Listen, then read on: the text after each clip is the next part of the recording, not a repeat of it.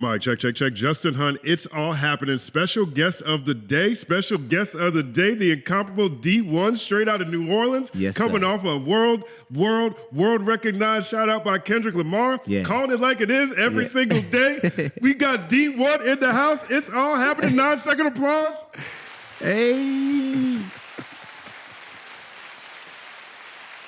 Word up. Man. Word up, man. Thank you for being here, man. I really appreciate Brother, you. you're a friend, bro. This is an honor for me to be here. That's what's up, man. We were just talking a second ago about I think the first conversation we did was like in 2010. Yes, sir. 2010 or 11 in Brooklyn. Yep, centered around the release of my first song that went nationwide called J50 and Wheezy. J50 Wheezy. Still resonating today. Yep, still resonating, bro. Still resonating today. Dang, like it means something when I had a thought, I had a tangent back then that I was on creatively as a middle school teacher, and I was like, yo, if only I could turn this into song form, something that would resonate with the world. And I took a chance on myself. I did it. I knew it was bold subject matter to be addressing Jay-Z, 50 Cent, and Lil Wayne, the big three back then, you know? And for me to put that song out, challenging them, saying, hey, like, it's time we have a shift in this culture.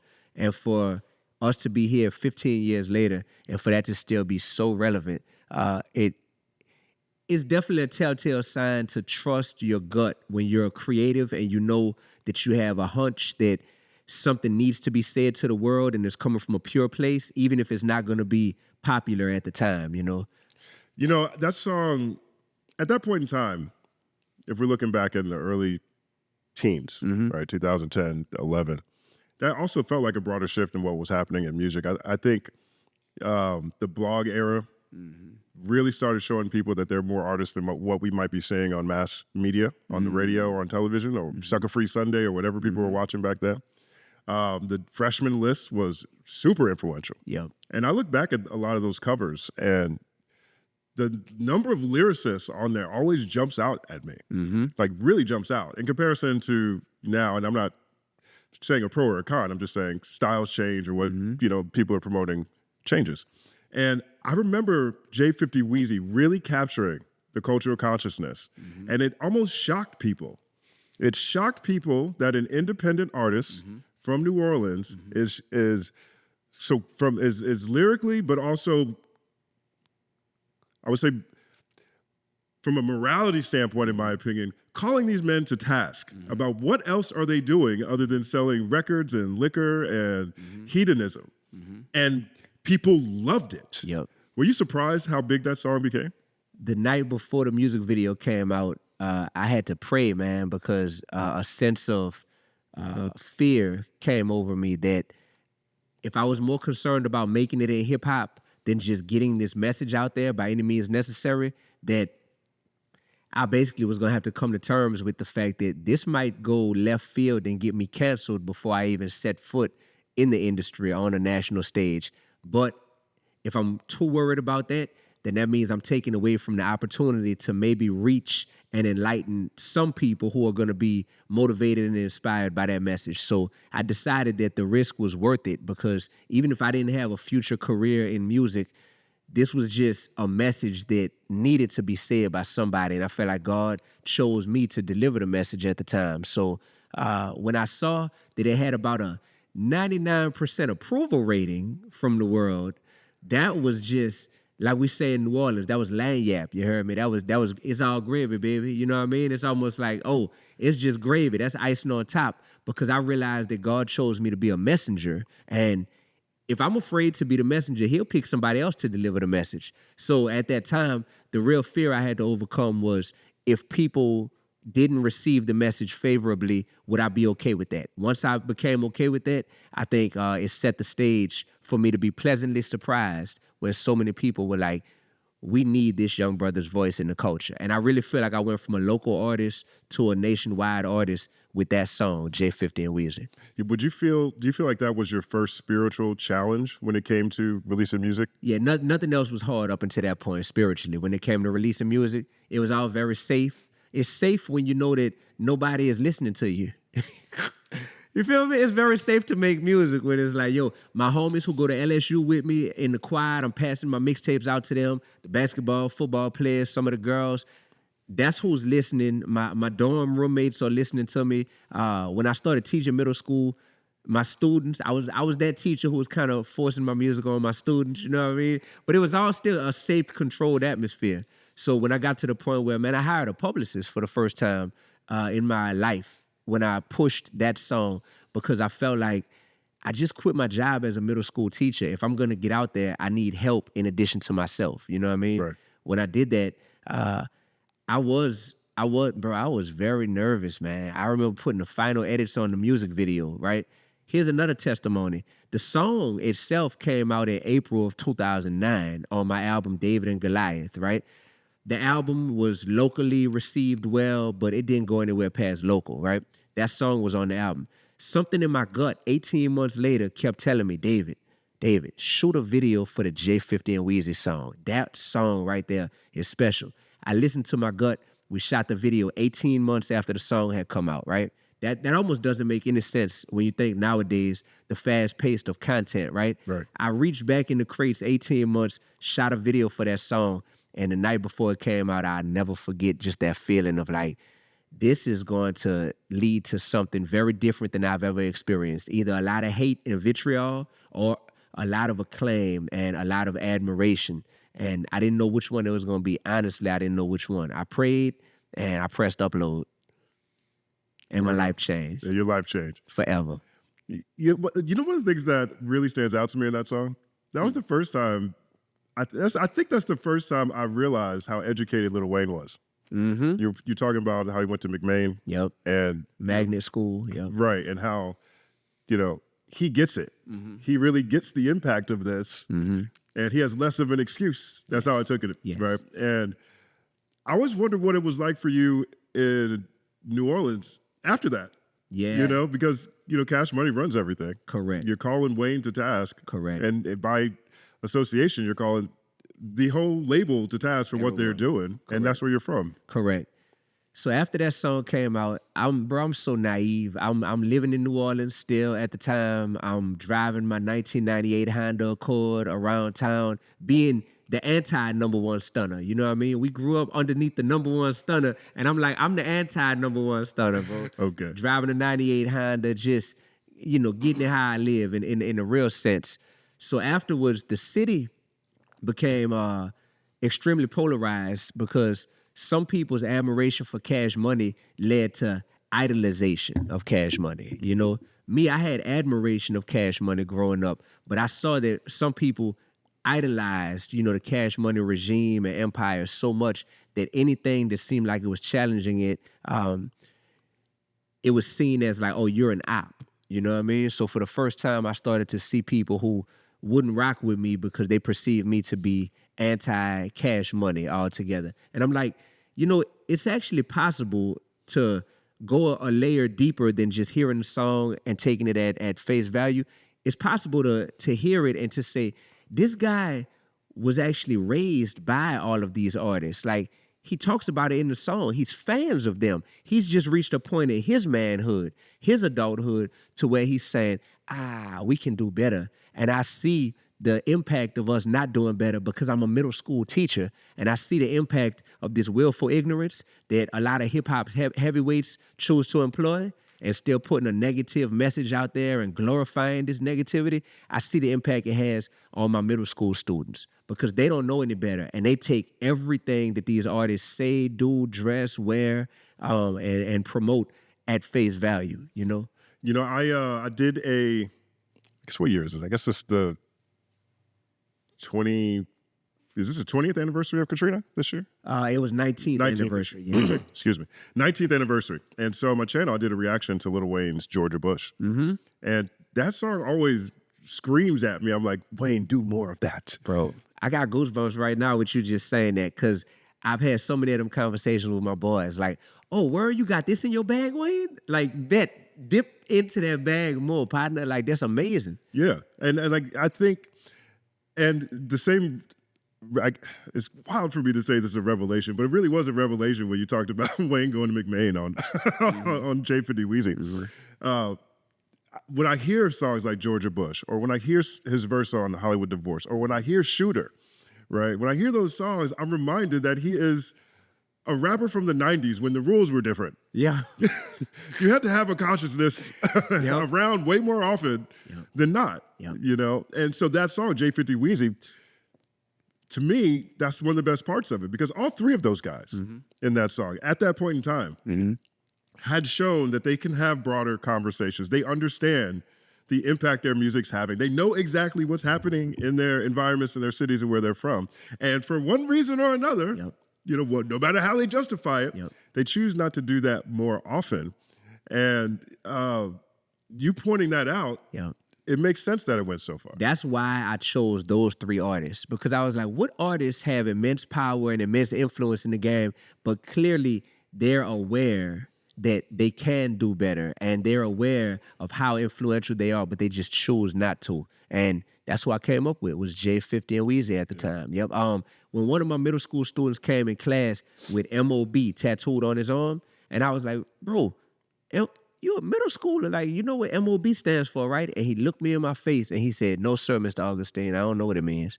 And I was like, then why did you get it? He said, because Lil Wayne has it tattooed. I think it's on his chest. Yeah, he got MOB on his chest because Lil Wayne was his favorite rapper. My middle school student got MOB tatted on his arm and didn't even know what it meant. That's when I was like, yo, these adolescents are blindly following behind their favorite artists because of broken families, because of a lack of positive role models, because of people who try to reach them who don't have the relatability to hold their attention. So they're looking at rappers. And if these rappers are totally oblivious to it, or if they're totally just nonchalant about it, I want to let them know. And hopefully I'll let a lot of fans know. And two interesting moments when that song came out. One, I remember performing at a showcase in New Orleans, and Cortez Bryant, Tez, Lil Wayne's manager, was at the showcase, right? Me and Tez have a really good relationship. Like, Tez went to McMain as well. We all some smart New Orleanians, you know what I'm saying? Right. Just some dudes that come from around the streets, but super talented in different ways, and all very, very, very, very mentally adept and geniuses in our own right. So I remember Tez being in the room where the showcase was going down, and I was thinking, so this is going to be interesting to perform this song at the showcase, and Tez is right over there, you know what I mean? So I didn't know Tez as well at the time, so I performed that song, and the whole time the room was packed out, but I was only fixated on that corner where I saw Tez standing at, you know what I mean? Right. And he just sitting there, and Tez is a very laid-back, chill dude, you know what I mean? So he just sitting there taking it in. You know, I don't know what he was thinking. I never asked him about this, but that was a big moment. And another moment is Mac Main and we were sitting on a panel together for the New Orleans Jazz Fest, right? So that's a historic festival in New Orleans. Any and everybody has performed there, including myself, including, I know J. Cole has headlined it before. Has Wayne, I know Master P performed there because I was in elementary school when we took a field trip to see Master P perform Ice Cream Man, you heard me, at the Jazz Fest. I don't know if Wayne ever performed there. Wait. You took the kids to a field trip to see? No. I was in elementary school. You were in, and they took y'all They took us to see the Ice Cream Man, the movie? No. To see Master P performing Ice Cream Man. The album. The school took y'all to see Master P perform Ice Cream Man. Bro, I'm sorry. New Orleans is a different place, bro. They took us on a field trip to listen to Master P perform Ice Cream Man at the Jazz Fest. That's like awesome and awful to me at the same time. Welcome to New Orleans. Word up. Straight up. So I remember me and Mac Main sitting on a panel for the Jazz Fest together, and somebody asked on the panel, they asked Mac Main a question during Q&A. They were like, have you ever heard Dee-1's song J50 and Weezy, Mac Main? And if so, has Lil Wayne heard the song? And what was his response to the song? Yeah. I just remember Mac is so cool, bro. I just remember Mac like laughing, you know what I mean? Like, yeah, I've heard the song. Yeah, Wayne has heard the song, and no comment. You know, word up. Okay, yeah, he didn't say what Wayne's thoughts on it were, but me and Mac still cool to this day. Yeah. You ever find out what Wayne's thoughts were? Never found out. But I got confirmation that he heard the song. I got confirmation that 50 Cent heard the song. I actually gave 50 Cent a CD when he came to Baton Rouge, Louisiana in 2010 with that song on it. And I told 50, I was like, brother, I did a song about you, Wayne, and Jay-Z. Here you go. You know, this is on the hard disc. You know what I mean? This is an album that it was on. My album, David and Goliath, and I gave it to him. And I know he heard it because This Is 50 invited me in for an interview. I'm like, ain't no way that Jack Thriller at the time interviewed me. Ain't no way thisis50.com is inviting me in for an interview and he hadn't heard the song, you know? So I know he heard it, and they confirmed to me that he heard it. And then with Jay, who was it in Jay's camp? Somebody in Jay's camp told me that Jay heard it. Bro, I felt like my job was done at that point. They at least heard it. What they choose to do with the information, how they choose to perceive it, that's on them. Right. But not only did they hear it, but the country definitely heard it. Yeah, it definitely got around. I mean, I was in New York at the time. You know what I mean? You were in New York doing interviews around it, so it definitely traveled. What do you think, how do you look at those three artists, what is this, 14 years? 14 years later. If you look at some of the critiques you had for them on that song, and we fast forward 14 years later, what do you see in each of them? Yep. I actually did J50 and Wheezy Part 2. It came out 2 years ago, and I spoke to my my current thoughts and feelings about where they were at this stage. And when I did that song, it was me saying Jay-Z has evolved in a way that is clearly visible. Musically, his last offering to us was the 444 album, and you can hear on that album, this is a dude who has turned the corner and is seeking to educate through his art now. Right. Talking about investing, talking about mistakes he made by not investing, talking about infidelity in his marriage, and talking about his love for his mother, you know, and her homosexuality and all that type of stuff. Right. I was like, this is education through art. Jay took heed to the message. As for the other two, with 50, I felt like 50 found a new lane since the time I wrote that song, to where he's not primarily seen as a rapper at this stage, but he's still a creative. But I've also felt like in terms of him seeking to create, even with, you know, movies and TV shows, seeking to create with a goal of educating or inspiring or empowering people, no pun intended, power, but empowering people, I felt like he hasn't made that decision, you know? Of course, he has the G Unity Foundation, and now he's in my backyard. He's in Louisiana with the Humor and Harmony Festival, and just did that type of stuff. And he's building his own Tyler Perry, basically. Yeah, building his own Tyler Perry. So as a businessman, he's continued to elevate. But in terms of what type of content do you plan on pushing out through this studio, you know? And are you aware of the impact that content is going to have on people who, man, I won't name this person. A very high profile celebrity, right? Rapper / with a bunch of slashes, because they do a bunch of things. And we had a business meeting the other day. And during the business meeting, they were adamant about, before we meet D, before we discuss any business, man, I got to watch this new episode of Power. Straight up. And we sat there and watched this whole episode of Power, right? Whole episode, bro. And that let me know right there that 50 still is influential with the content he's creating, even if he's just behind the scenes now. So the impact of that content that it's having on adults and potentially adolescents, I don't know if 50 has really sat down and had a heart-to-heart with himself or with any of his advisors about what message he wants to send out there. If it's just for the sake of entertainment, he's been great at entertaining us since Get Rich or Die Trying dropped in 2003. But entertainment mixed with education, or entertainment mixed with some form of inspiration or empowerment, I don't think he has made that turn at this point. How do you look at it's complex, the industry he's building in Shreveport? Does that potential economic empowerment that I guess potentially could be tied to that venture, does that factor into how you Great question, brother. You brought up a word earlier about morality. Morality was a big part of what I discussed in my song J50 and Wheezy. I think economic empowerment is important and is very needed. But I've seen in hip hop culture, economic empowerment become an excuse for having a moral compass that's on zero.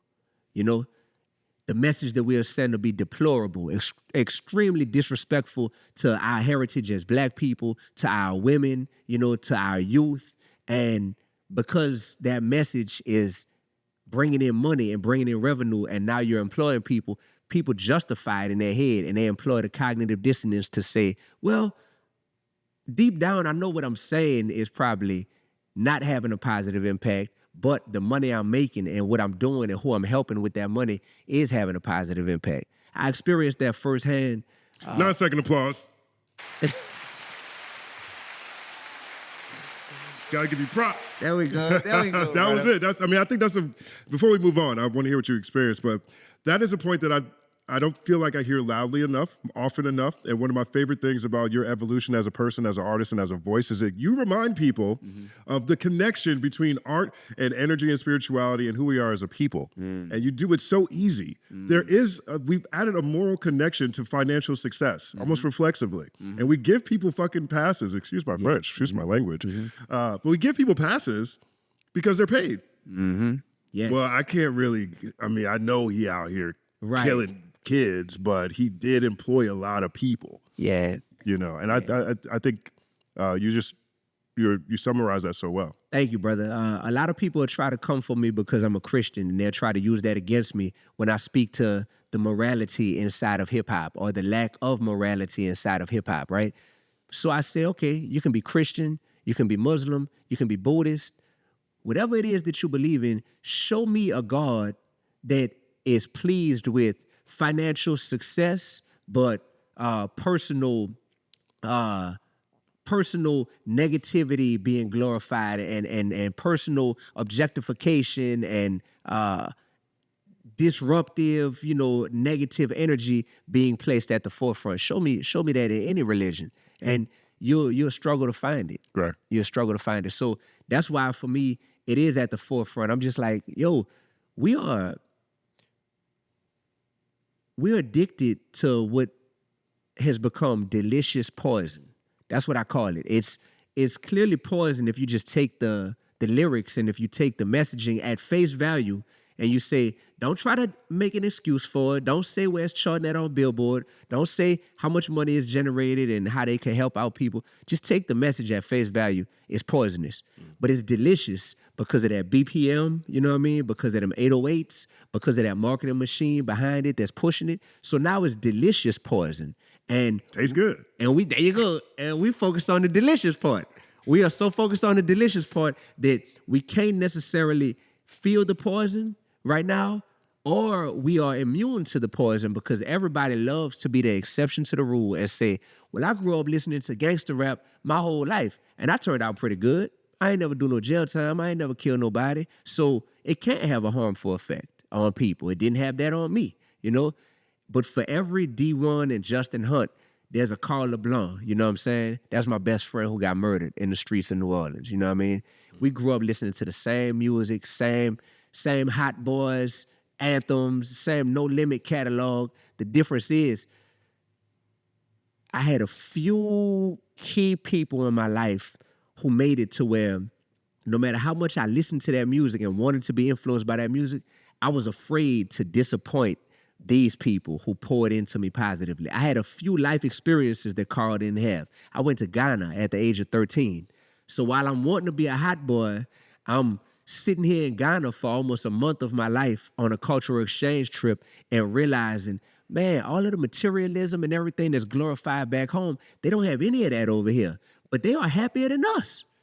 And they live in huts without electricity, and they got to go to boarding school and leave their families just to attend high school, and they have a joy that radiates from them that we don't have back at the crib because we're upset that we didn't get the new Jordans or the new Jabos, you heard me, or something like that. Right. So Carl didn't have all of them same, experiences that I had. So the music we were listening to became more of a soundtrack to try to emulate what he was listening to.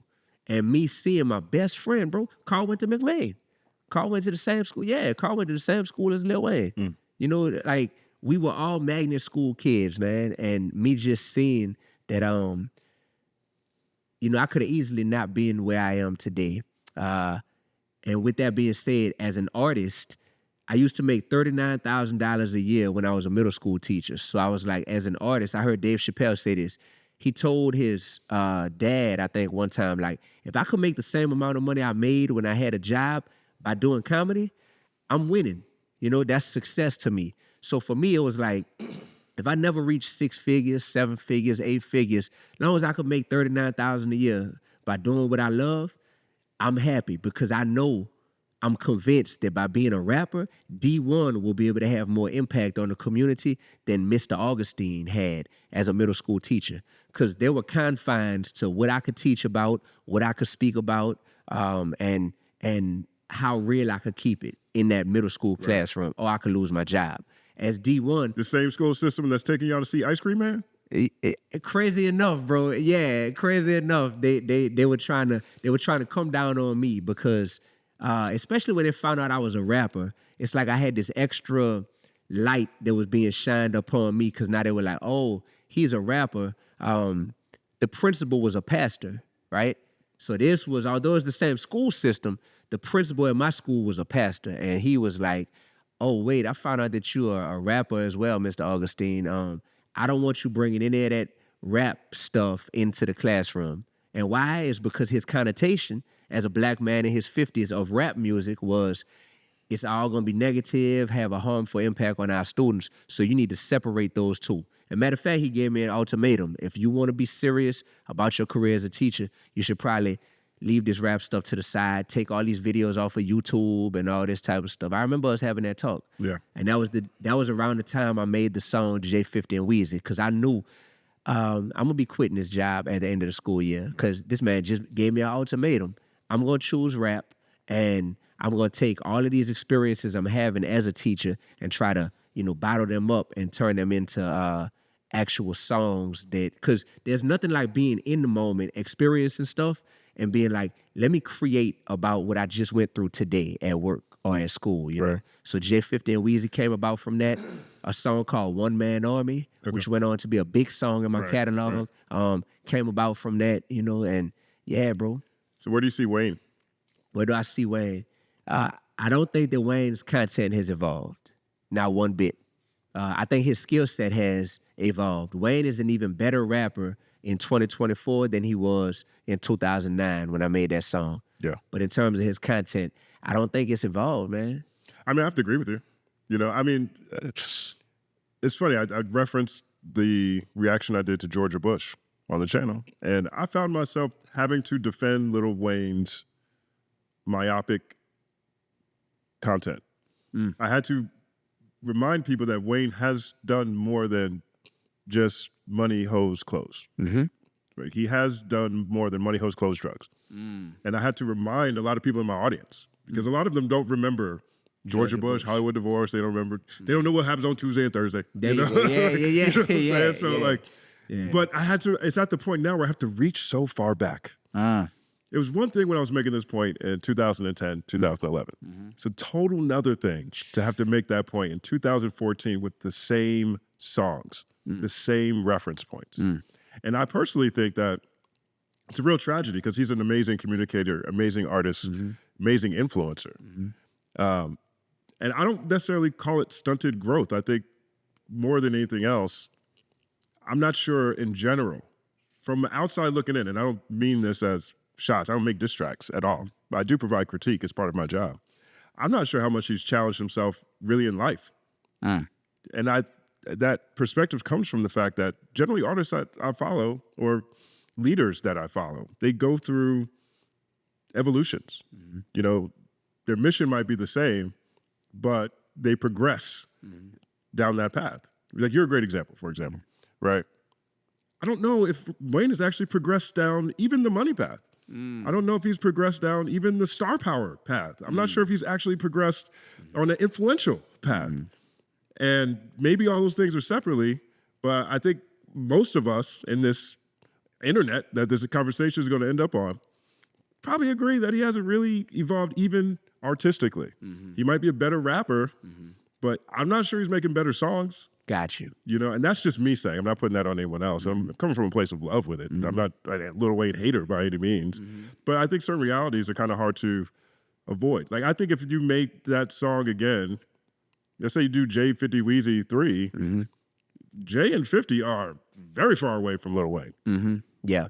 Regardless of whether you appreciate their evolution or whatever, there's an evolution. Yeah, definitely. Yeah. So, you know, and I say that, I describe Wayne that way, not as a means of disrespect, but I think sincerely, if you do Jay 50 Wheezy 3, it's pretty obvious that Jay and 50 have evolved, at least from a public perspective, from the offerings they make to the public, significantly more than Lil Wayne. I've started to pray for Lil Wayne over the past few years, not only health-wise, but just praying for him because, man, when I lost my grandmother, right, that was 2020, right when COVID started, and that was the first close family member that I had ever lost in my life, right? And, man, like, that stuff hit me like a ton of bricks.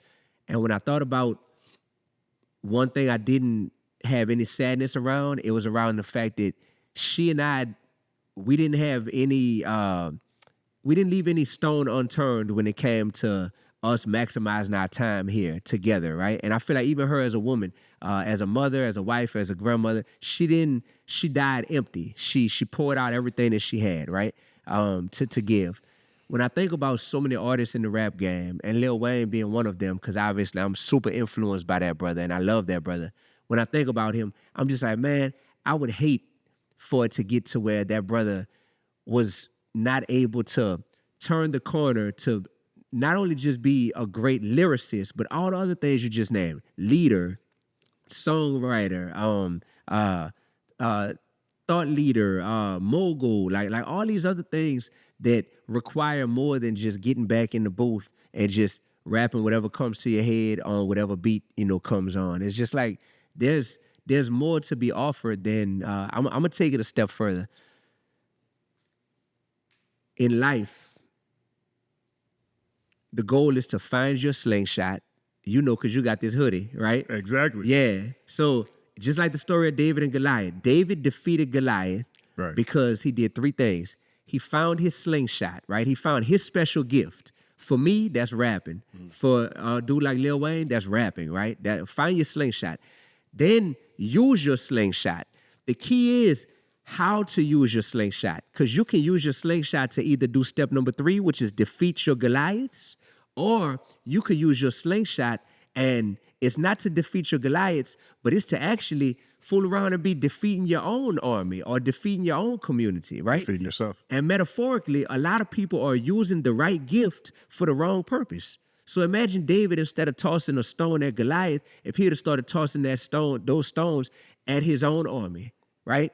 If he's tossing those stones at his own army, all of a sudden, you got a dude that's really talented, that's misusing his gift, so that same pain he inflicted upon Goliath, he's now inflicting it upon his community. And that's what I find that a lot of artists are doing in hip-hop. You found the right gift, but you're using it for the wrong purpose. And because there's a reward system inside of hip-hop, Justin, that financially rewards you and incentivizes you and pays you for using that gift, the powers that be and the entertainment moguls and the execs at labels, they don't care how you use that gift, as long as it's going to be something that's going to produce some form of financial return, right? So when they see that you are using your gift, it may be for a purpose that's harming your own community or even harming yourself, you know, as long as it's making money, they're going to continue to push it. They're going to continue to promote it. And I feel like we have a whole industry to where that's what's happening now. So much so that just as important as trying to speak some sense and some life into the artist, we have to speak that same sense and life into the fans, because the fans are now craving this music to where the fans will actually get mad at an artist like Wayne if he tries to evolve. You have people like us that sit here like, yeah, rooting for him. Like, yeah, brother, like, this is what we've been saying. And you have some people that's down for that shift. But you'll have a lot of fans who will be like, man, I ain't trying to hear that. And you know how I know it's true? Because they did it to Young Jeezy. Yeah. Because they did it to Ludacris. Right. Because they do it to various people. Jay-Z, I think, successfully pulled off the evolution musically. Yeah. But a lot of people, their own core fan base will disown them when they try to evolve. Killer Mike, he's evolved well. He's evolved well. You know, I think there's it's a very interesting point because David Banner had a conversation on TMZ with Trent Clark. Same week you was I on saw that. That was a great interview by Trent and David Banner. David Bennett, he was saying as we get older, we have to grow up and defend hip hop. And what he meant by that in that conversation is that a lot of times, well, one, hip hop is only 50 years old. So in a lot of ways, millennials, Gen X, and Gen Z, truly millennials and Gen X, the first time that you can have an older audience for hip hop. Yep, first time. So in a sense, it's our responsibility to be the ones to remind people all the dopeness that hip hop can offer. It's one of the reasons why this channel, my platform, my mantra is it's all happening. And I'm covering all the dope stuff that's happening one way or the other.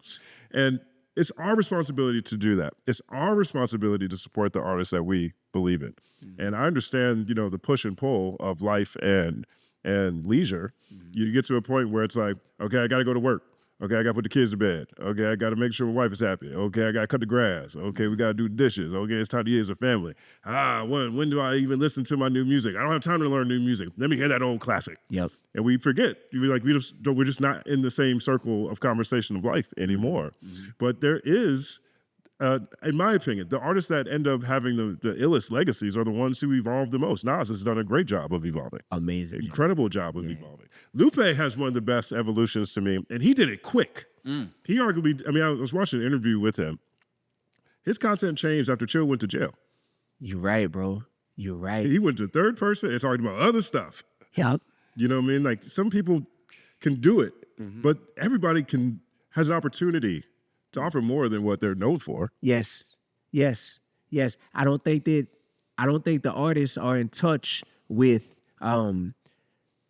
their God-given purpose enough to really sit back and reflect on why they should evolve. Because if all you're looking at is dollars and cents, honestly, evolution for artists doesn't make financial sense a lot of times. It doesn't. But from a purpose-driven standpoint and from an internal peace standpoint and fulfilling, you know, your God-given purpose down here, it makes all the sense in the world.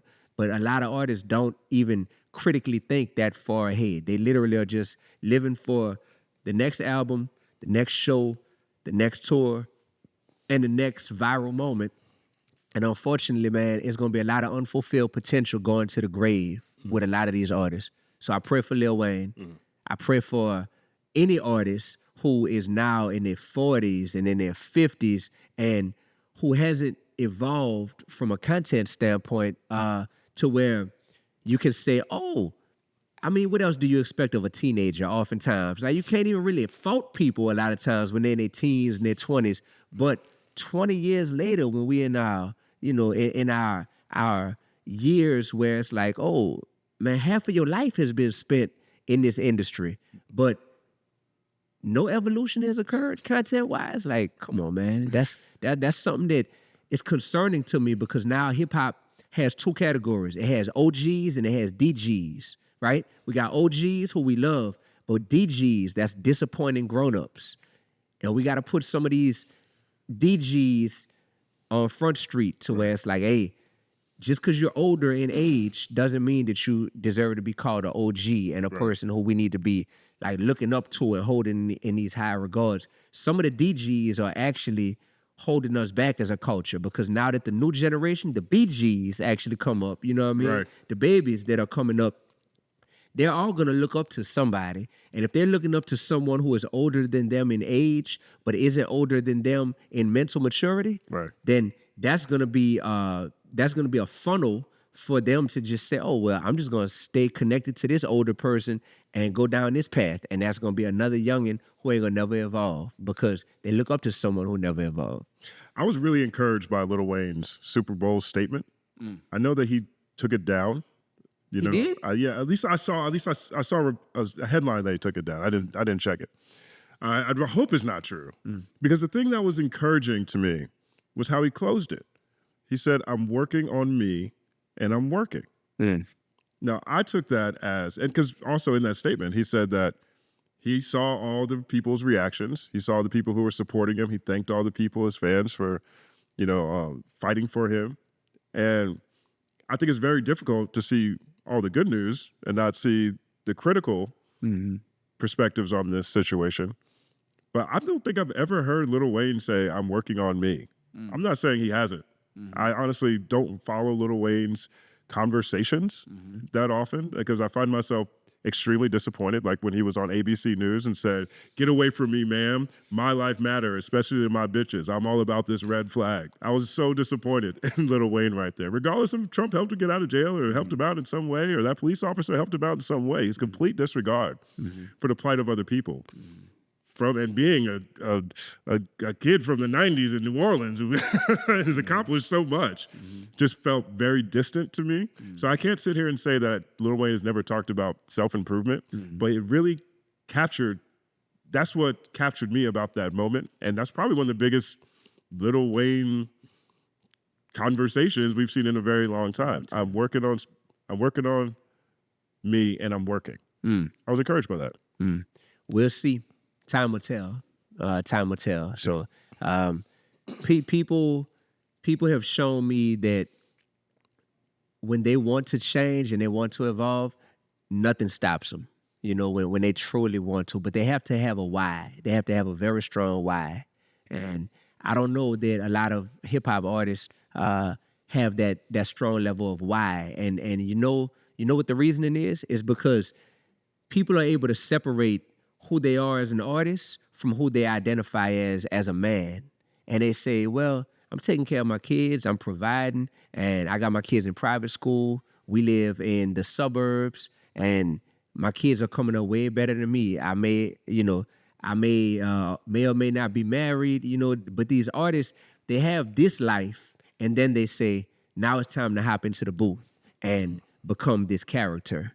And I've seen that happen, man. I had a very high-profile back and forth with Rick Ross less than a year ago that played out on social media. And I went on Sway in the morning and was doing an interview. And once again, I'm like, bro, I'm a fan of a lot of these artists because I grew up on their music in one way or another. And I was just shocked that at almost 50 years old, I was still hearing the same type of content musically from Rick Ross.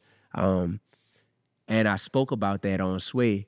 And the interview clip made its way to Rick Ross and whatnot. And man, he was bothered, bro. He was bothered. He was hurt. I could tell that he was hurt. So he came back with this level of aggression, just calling me out my name, Lil Man, whoever you is, Lil Man, I think you're taller than Ross. I know he's wider, but I think you're taller. Word. Yeah, I'm 6 feet tall. Yeah, so. I think he like 5'10". Yeah, brother. Well, I'm not trying to be funny. I just think it's funny when people say little man. So, call spiritually, I know he ain't talking about that. Correct.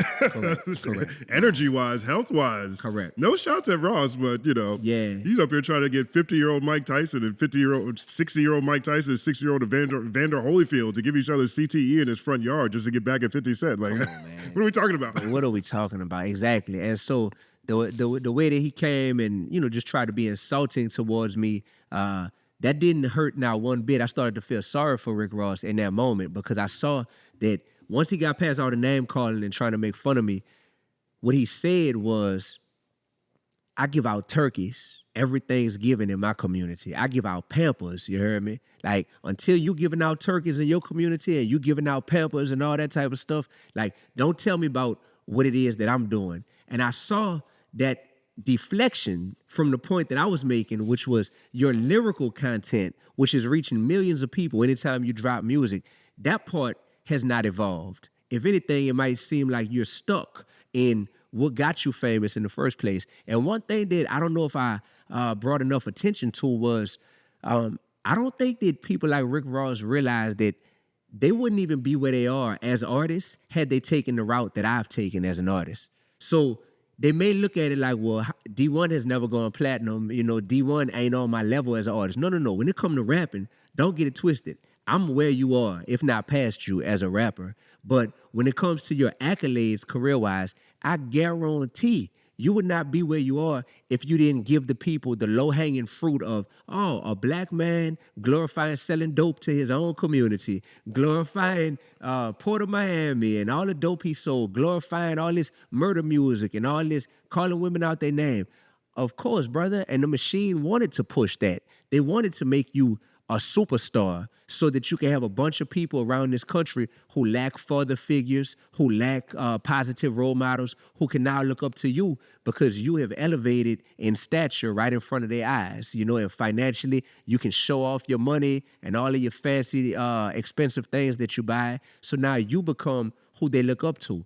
And it's okay if you planned on, not if you planned on it. It's okay if maybe the system used you in that way at first, but then if you're like, oh, I snapped out of it. I woke up. Like now I'm going to take all this influence and power that I have and use it in a whole different way to, you know, flip the game on top of his head and literally say, nope, I'm going to now be a beacon of light for my people. I am now more enlightened than I was back then. So y'all elevated me, but the joke is on you because I'm going to make sure that I have a positive impact on this world and on this culture through my music and through my moves off the microphone. It would be great if that happened, you know, but at one mention of accountability, you know, that's all I was talking about was having some accountability for what y'all saying on the microphone, especially if y'all not living like that. It really, what they say, a hit dog is gonna holler. Hit dog holler. Yeah, bro, and I saw it. And I started to feel bad in that moment, which is why I didn't continue to engage with the back and forth, because I'm like, oh, you want to do name calling? I could easily, like, you kind of like, that'd be easy, bro, if I wanted to take it there with you. You know, you want to talk, you want to make comments about my character or me being fake or not, or chasing clout, brother. Do you know how easy it would be to say, what's your rap name again?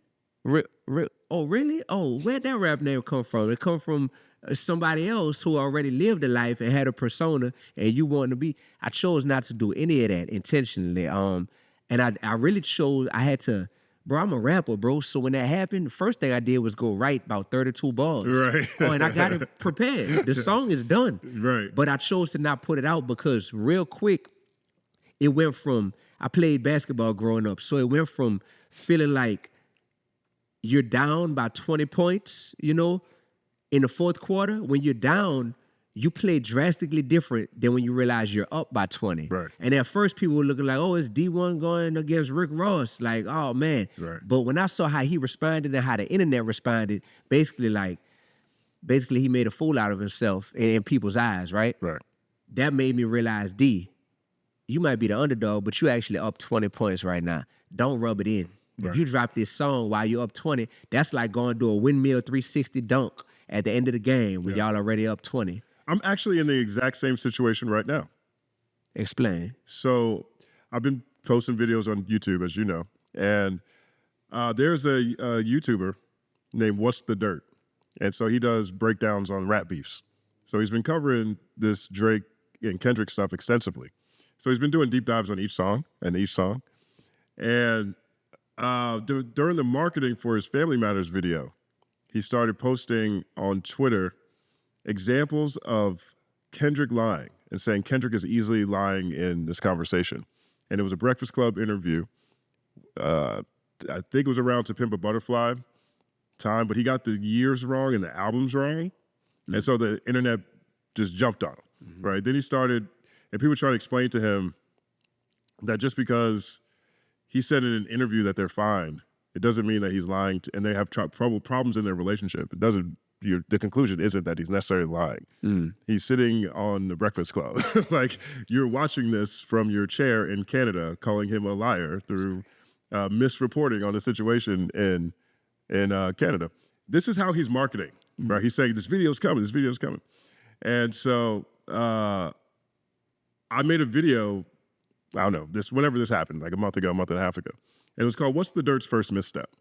Because he's a relatively new channel. And people are excited to see his breakdowns because he provides a lot of details in an organized fashion and a well-edited presentation. And on the 616 in LA breakdown, he is the one who documented that Drake he's the first one to document that Drake is rapping from, or Kendrick is rapping from Drake's perspective at the beginning of that song, right? But, you know, it wasn't, people knew this. I knew this. You know, a lot of people knew this, but he's the first one to document it, and that blew a lot of minds. So leading up to his Family Matters video, which came out this week, there's been a lot of excitement and anticipation around it. And he's found himself in different ways trying to market this album, letting people know, or this album. It's kind of like an album, though. It's kind of like an album. And marketing this video, this deep dive into this, by having a few different missteps. Like he did an interview with a podcast called The Ville, and he starts talking about Kendrick's Whitney's sister, which is, I don't even know if that's a person that people know exists. So he starts talking about her. He's a Google snooper, right? Essentially, right? And so it just looks real crazy. So the conversation around this, whatever this Family Matters video is going to look like, because he's dropping a breakdown on Drake's song Family Matters, which is 2.5 hours long, which is crazy to think about because it's not one of the deeper songs in this battle. It's 2.5 hours long. It includes the Buried Alive freestyle, which is something most people miss, which I understand that. And he also breaks down the video at the same time. But nevertheless, it becomes 2.5 hours long. Now, this is where, so I pointed out in that in the first video I did was called, What's the Dirt's First Misstep? Because he is, and it was really a commentary on where a lot of people make crucial errors, in my opinion, from a media standpoint, when you're sitting in your crib, looking at stuff on the internet and telling real people that they're lying, or look at what his wife's sister is doing, or whatever, right? When you're documenting crime in Chicago and you're in Jersey, or when you're in London and you're talking about King Von's a serial killer, whatever, right? Whatever. It's real. And I talk about him, I talk about Trap Lord Ross, I talk about academics. I'm not going at them. I'm saying there is a challenge when you are sitting, doing at-home journalism, not talking to people, and you're making myopic points, in my opinion, on things that aren't certain. Like Kendrick, sitting here saying Kendrick is lying in the What's the Dirt context. So this video comes out yesterday. Oh, it came out, okay. It comes out yesterday or the day before. And it's 2.5 hours long, I'm falling asleep. But in the first, this dude says some crazy stuff in the beginning, right? Now, keep in mind, this is where a lot of people are going thinking they're going to find something new. This is like everybody's favorite breakdown person, right? And this dude sits in the interview and on his breakdown and says, and another thing that's really clever is I noticed Drake says nigga, he says the N-word 37 times in the verse. No, Drake says the N-word 37 times in the song.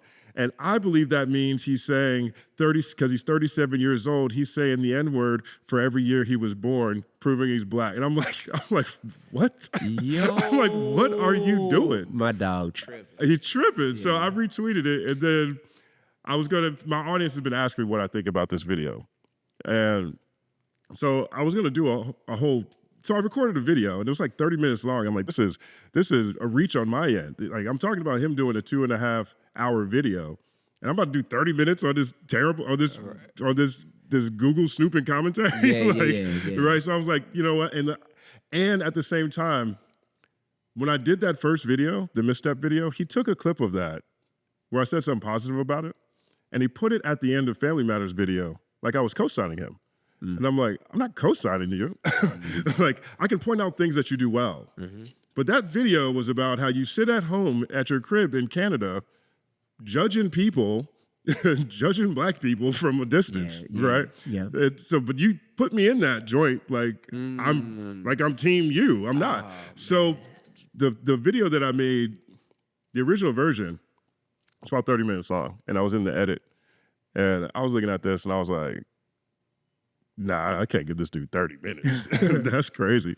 And then at the same time, right after that, I was like, plus, if I say anything positive about this dude, he's going to take a clip and show it to his fans. Like, I'm over here supporting him. Co-signing. I was giving him grace, just pointing out things that might help with your at-home journalism, quote unquote. It's not even a journalist. It's internet. It's Google snooping is what it is, right?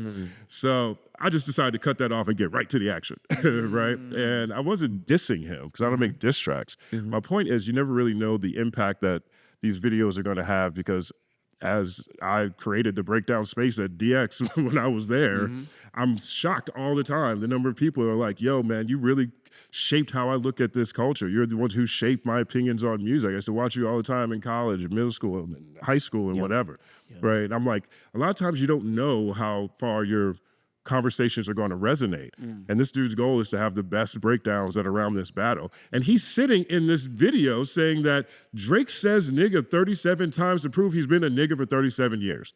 Bro. And somebody is watching that video thinking, yo, sometimes you got to count the number of niggas that niggas are saying because it might mean something. Right. Now, whether he's right or he's wrong, it's awful. And that was my whole point, right? So he got very upset at me. He did? He did. So he made a diss video at me on Twitter last night. Wow. Twitter last night. He called me Carlton Banks. Bro, you beefing with a YouTuber? It's happening. It's all happening. It's all happening. It's all happening. Ooh. Called me Carlton Banks. He said I was lying on him. You know, he said, I look at my analytics. He said, look at my analytics. They're not kids. Okay, you're just lying. And I'm like, I've heard of burner accounts. You know what I'm saying? You don't, anybody can log in. Kids, that's what kids do. Correct. They fake their names so they can access the good stuff. I don't know what he's talking about. Correct. But two, he's like, and then he says, well, and he takes a clip of me talking about his content in an interview I did with a Canadian outlet. And he says, oh, but this is what he thought of me when I was talking about Kendrick. And he had to write the words on the screen because I wasn't complimenting him on his Kendrick and Drake videos. I like his Kid Rock video, the one where he actually talked to somebody. Okay. I thought that one was cool. You know what I mean? I think he's made an impact because people look forward to his conversation. Yeah. They look forward to his content, you know, and he's providing some freshness in the media space and the breakdown space, which started with me in this industry, and I'm always interested in how people are talking about stuff. And then he says, and there's a part in there where I says, you know, I stopped saying the N-word for 20 years because I understood the impact of it. And he laughs. He's like, yeah, we could tell.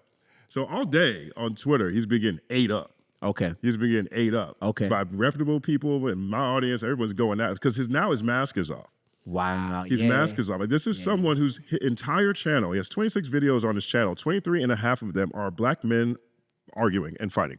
Yeah, bro. Black men fighting on Twitter. And now he started trying to expose Whitney's sister. He clocks every chick that goes to Drake's house. He's calling Kendrick Lamar a liar. And now he's graduating to counting niggas from his house in Canada. Yeah, that's not healthy for the culture. And that accountability that you and it seems like other people are bringing about, that accountability is needed. Like that pressure has to be applied to people to know that it's not about entertaining an audience that is just infatuated with your content by any means necessary. We got to have a moral compass in this thing, man. We got to, and that's the artists, that's the fans, that's the content creators, that's the executives. When you throw the moral compass out the window, or you put the impact of your content underneath the income that brings about, that comes about from your content, that's when we get into a space where we say, man, what is hip hop turning into? You know, like how did this happen?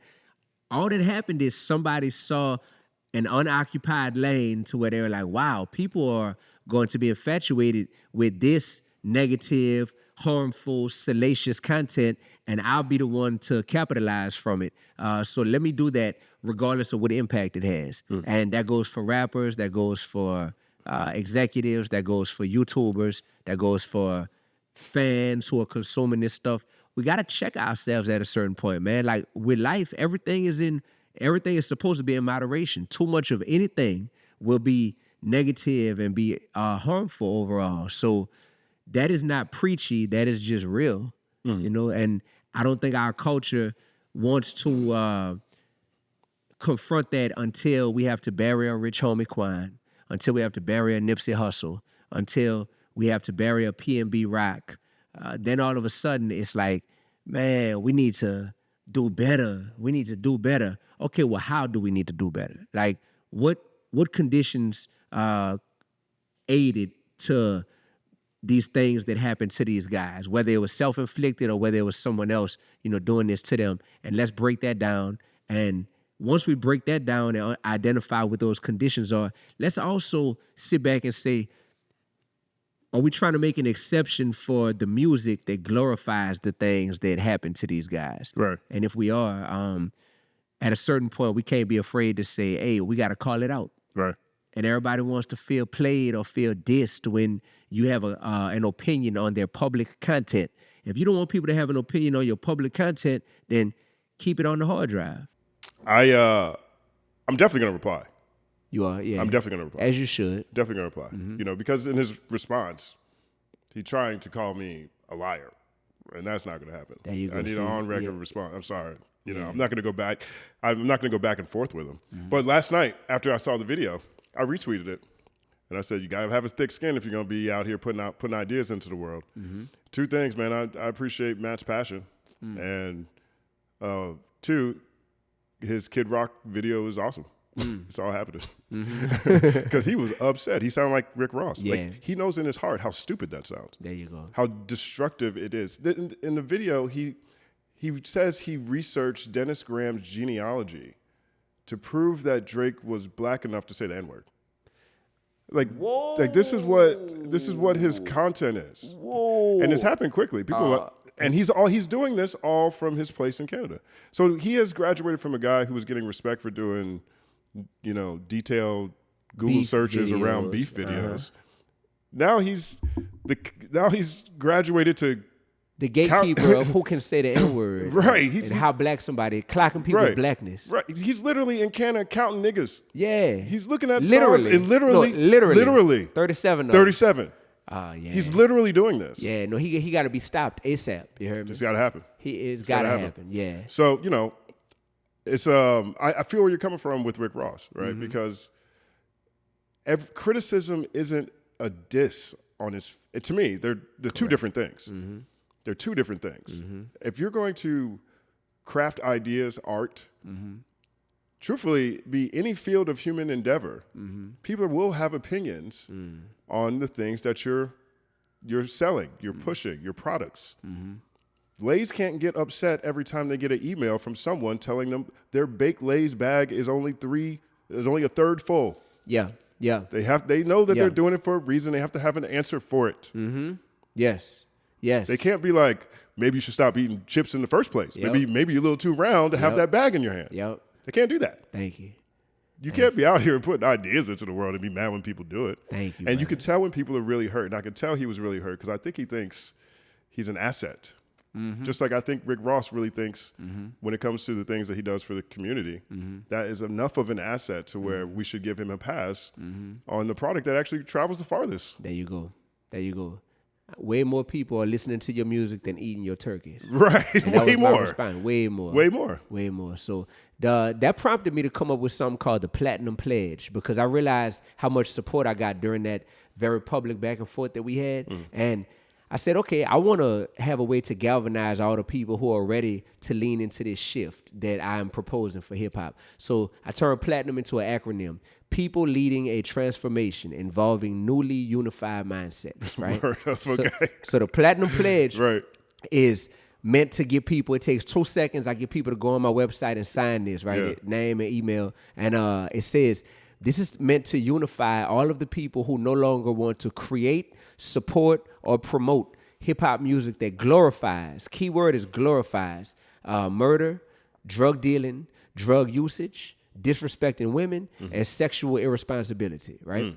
And, brother, I have gotten so many. The Platinum Pledge is on its way to going platinum. It's on its way to go platinum? Yeah. It's on That's second applause. Yeah.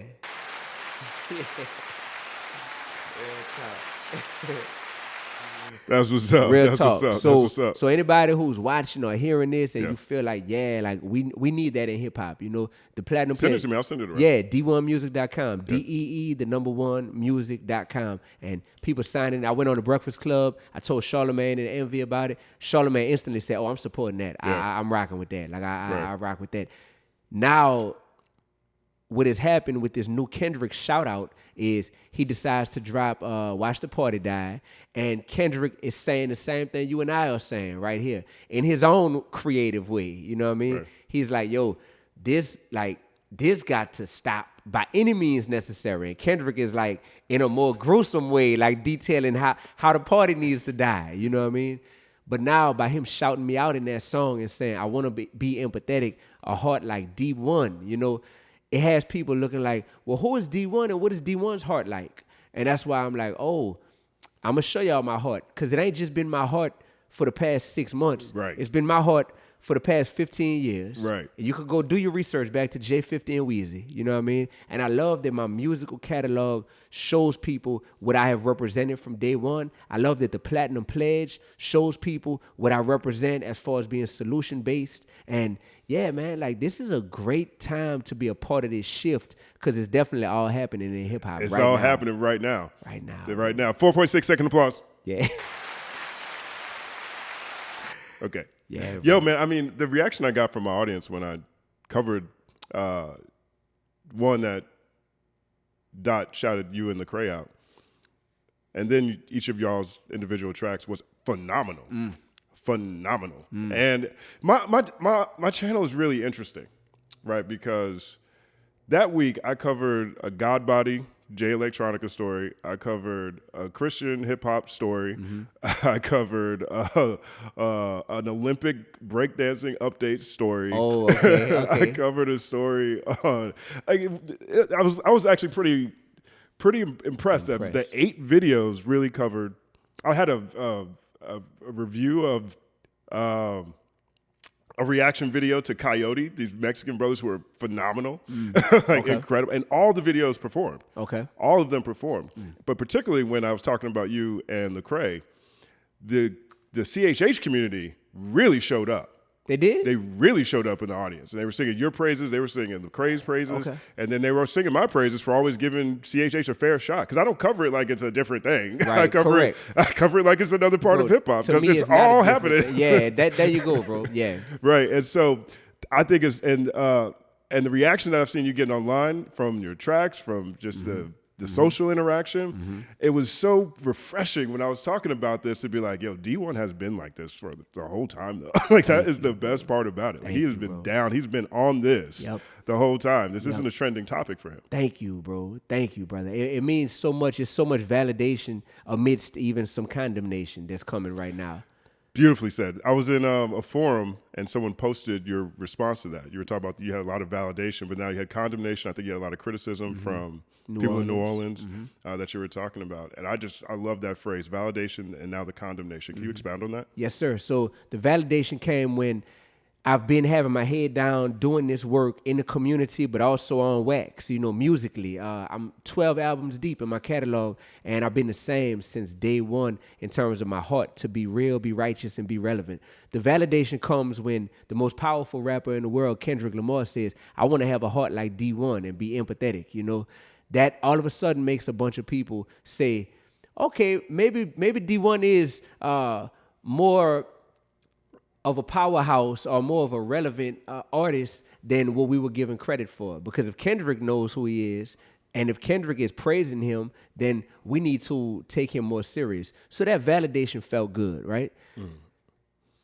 I realized that validation is not the top of the food chain, though, because validation from human beings can turn into condemnation with one tweet or with one statement that they don't like. So the condemnation came during that same time. I'm like, the same thing in my character that I'm being praised for and Kendrick is saluting me for, the same portion of my character that is causing him to validate me is causing many people in my city to condemn me at the same time, because they're like, oh, here you go talking about people's content and their music, or talking about the direction of the world and our culture. And because of that, you disagreed with our take that Wayne was entitled to perform at the Super Bowl. Man, it's supposed to be New Orleans over everything, man. You know that. And I'm like, validation and condemnation all in one breath because of one inspection into my character. And it just shows that perception can be different. Someone can be looking at the same brother with the same character traits, but perceiving him to be two different ways, Yeah. There's people who say, oh, I'm a clout chaser now because I did a song responding to Kendrick throwing me the biggest alley-oop in the world. Right. And I'm just like, well, I got J50 and Wheezy already. I got a 15-year catalog of all these other songs. Sally Mae bag. I got all these songs that y'all could go and listen to, but why not just this week just go and flex right quick and be like, bet, here's a right now rendition of what Kendrick is saying and what I've been saying and where the conversation needs to go, which is call it like it is. You know what I'm saying? Right. So, yeah, bro. I love the track, man. What was my favorite line? You said, don't call me preachy, I'm blessed. Yeah. I'm blessed. Yeah. And I think what's so funny is that refer to me as blessed. Yeah. I was making this don't call me preachy, refer to me as blessed. Yeah, that's it. Because one of the things that I think is I think you're just you're a great example of, if not the best example of, partly related to what you were describing with Rick Ross, is that it's like people have criticism for people or artists or messages that they feel are preachy. But you're bigger than you've ever been. Yeah, straight up. There is a market and an audience that what they call this during the election year? What they call it? The silent majority? Yes, sir. I think the silent majority in hip hop right now is a lot bigger than most of the people who are covering this, most of the institutions who are pimping page views out for advertising revenue, more than most of these labels actually realize. The silent majority in hip hop right now is loud to me. Yeah. And you see it with the reaction that you and Lecrae have gotten off of this Kendrick Lamar alley-oop. Absolutely, brother. Absolutely. 4.6 second applause. Yeah, we need that. We need that, brother. That for people who don't know, like you said, and I say this in the most humble way, but I'm definitely doing better than ever at this stage where I'm also getting more hatred and negativity and vitriol coming my way than ever. So that to me is a testament that God can prove to you that there's a reward for sometimes being willing to make the uncomfortable statement or have the uncomfortable conversation that is needed, because that silent majority, they need a person who's willing to not be silent anymore to represent them. So this majority that we speak of, man, people are tired, brother. Like, people don't want to constantly turn on the radio or turn on the top playlist and have to hear music that glorifies us killing us and us selling dope to us and us disrespecting women. Like, people are tired, but you have to provide an alternative that's still viable in the marketplace, right? You don't get a hall pass just because, well, hey, my stuff is different, so everybody has to like it. You still got to be spitting. The beat still got to be banging. That's why on my Call It Like It Is response, I said, I'm finna take them down south, man. You finna jam out to you finna bounce. You feel me? And this aggression you hear with the delivery style and these bars that you hear, man, y'all, and I'm quoting Soulja Slim in there, you know what I mean? These boys claim to be some soldiers, but you soldiers ain't no soldiers, man. I told you and I showed you. I'm a soldier for life. Stop playing dumb. It's good versus evil. It's only two sides. Class in session.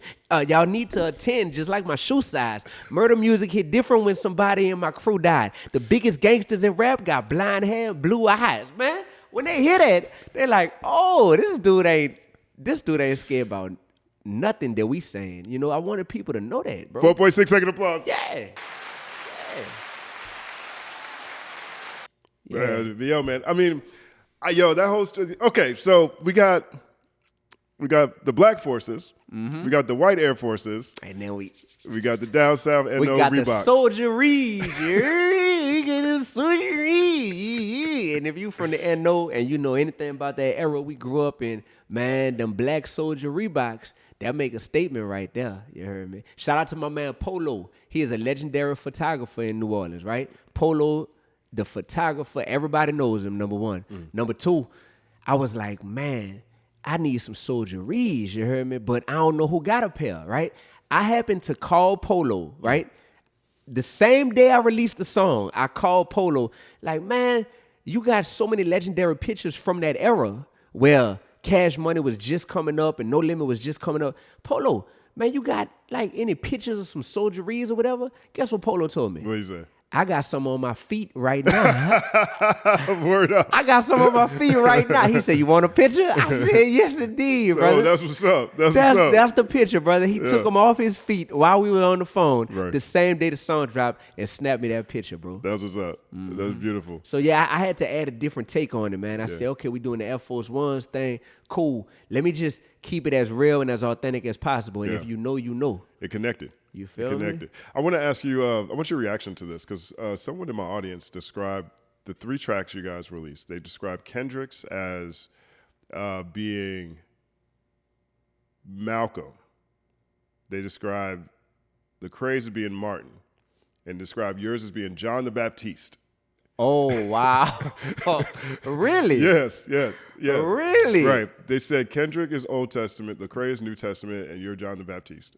Wow. What's your reaction to that? What you think they meant when they said I'm John? I don't know. I feel like, because yours was, I'm not as versed on the gospel as most. I asked them what they meant by that. I haven't seen their response yet. They haven't responded yet. But yours in general, like the thing that I liked about yours was how combative it was.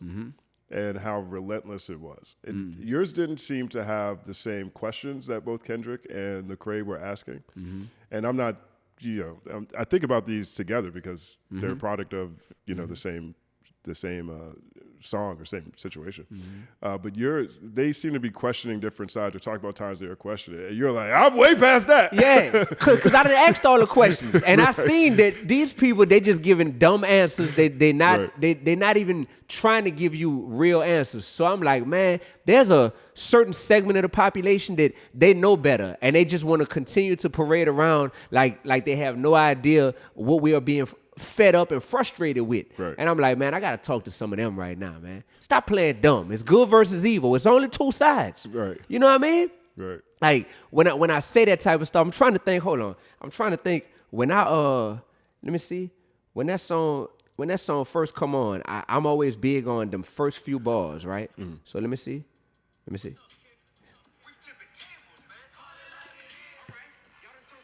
Put it in the mic. Oh yeah, I'll put it in the mic? All right, hold on. Man, listen, bro, as soon as this, so symbolically, I put the heart monitor to the doot, doot, as Kendrick is shouting me out because basically saying like, I wanna be empathetic, my heart like Dee-1, but I will.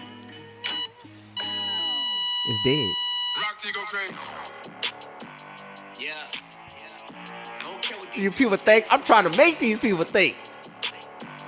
What's up, kid? What up, Kendrick? We flipping tables, man. Call it like it is. Y'all done turned this culture trash. These so-called legends ain't no legends. I don't care if they sold millions. Are you hearing their message? Poisoning our whole community. Everybody hypnotized. Why you think nobody respect black people? No big surprise.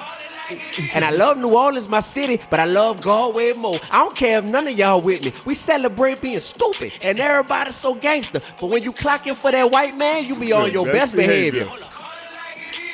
Media people lame. Y'all wasn't never really cool before you got inside of this here game. Instigating y'all. Y'all ain't helping nobody grow. Tell Joe Budden I'm on a mission, so don't butt in, Joe. Call it like it is. I'm applying the pressure. I'm powered by G.O.D. And we gon' be alright. That's what Kendrick Lamar said. And in the words of Lil Wayne, sky's the limit. So call it like it is. Call it what it ain't. Call it what you want. I ain't on no drink. I'm spitting from the soul, and I don't care who feel it. Yeah, hip-hop is dead, and y'all the ones who killed it. No, I'm not impressed, and I say that with my chest. Don't try to call me preachy. Refer to me as blessed. So call it like it is. Call it what it ain't. Call it what you want. No, I ain't on that drink. Yeah, dog. Bro. Yeah, dog. 9-second applause. Man, what? What? I can't wait to perform that. What? Boy, I'm gonna be like DMX on that stage Right. when I perform that song. Right. Ooh. Yeah, dog. Yo, man, you were like, I need some drums around here, please. Straight up, yeah. I need some drums. I appreciate y'all with y'all messages and thoughts and everything. Yeah. Can we get some drums, please? Yeah, brother. I would like to feel very, very many fresh right now, please. Yeah, brother. Yeah, you feel Can we me? get Beats by the Pound to There come we around? go. There we go. KFC, where you at, man? Right, Man, yeah, right. bro. So, I love yeah, that. brother. If I'm gonna do it, I gotta do it in a way that I'm a fan of the art that I'm creating. So, looking at a template that somebody set, I'm like, I bet, but now I gotta add that Tabasco hot sauce on it. Right. Where were you when you first heard the song? I was on Instagram Live when I first caught wind that Kendrick shouted me out. I was on Instagram Live with a very popular hip-hop blogger in our city named GDP, and I was explaining my comments about the Super Bowl performance situation because the whole city was mad, bro. Well, at least a lot of people in the streets were apparently really mad. And it mattered to me. It mattered to me not to have a unanimous approval rating, but for them to at least understand my heart behind the statements that I made. So I'm on IG Live engaging with him, and there's tons of people on the live, and they're in the comments. And, man, I'm receiving backlash. I'm receiving threats. I'm receiving people saying, you better not come back to the city. We better not catch you uptown. You heard me? Yeah, you canceled and all that stuff. So I'm like, let me, you know I have a neutralizing energy about myself to where it's like, hey, I'm not trying to take it up a notch. I want y'all to hear my heart and get to the bottom of the fact that it's okay to have different opinions as adults and we can all still coexist. So I was on live with him. All of a sudden, buku people came from left field and started flooding the comments saying, Kendrick Lamar just shouted you out. Kendrick just mentioned you. Kendrick just gave you your flowers. So I didn't know if it was real or not. Right. So immediately, the first thing, and it's documented on his page, I love this. The first thing I thought to say was, man, I hear what y'all saying about Kendrick. I don't know what y'all referring to, you know what I mean? But if he did mention me or give me my flowers or whatever, I want y'all to know the thing about flowers is that they eventually die. So in life, it's great when another person gives you your flowers. And if he did that, assuming this is true, salute to Kendrick, man. Thank you, man. I appreciate that from the bottom of my heart. But I do this for the approval of God at the end of my life, for God to say, job well done. So that way, I could not get too high on the highs and not get too low on the lows. Because apparently, if Kendrick just gave me my flowers and mentioned me, that's a high. And this live I'm on is to address a low that I've been experiencing. You know, nobody don't like to have they city feeling like that about them. But I was like, maybe God is using me in this moment. That is crazy. So you were literally in a condemnation turned validation moment. Literally, bro. Literally. That's beautiful. Bro, that's beautiful. That's how I found out, Jay. That's crazy. Yeah. You know, one thing I also tell my audience is how far your conversations and your perspective reverberates. And I was watching this video. I don't know where you were saying this, but you were talking about how you're not responsible. How did you say this? You're someone else's critique doesn't change your perspective. How did you say that? You know what I'm talking about? What did I say? You know what I'm saying? Oh my God, what'd you say? You're not responsible for someone how you someone else being offended by the truth. Something like that. Yeah, basically like or how you receive my whatever. It's not my problem if my spirit is irritating your demons. Right. To where you get offended, brother. As long as I know I'm speaking the truth from a place of love and I'm right with God with that, then my truth that I'm speaking and my spirit that is coming from, if it's irritating your demons and got you scrambling and kicking and punching and screaming and all that, it's on you, baby. Right. Yeah. Right. 5.2 second applause. Yes, sir.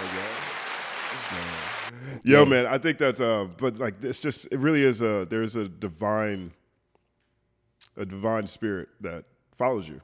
You know, or I guess maybe that you rock with.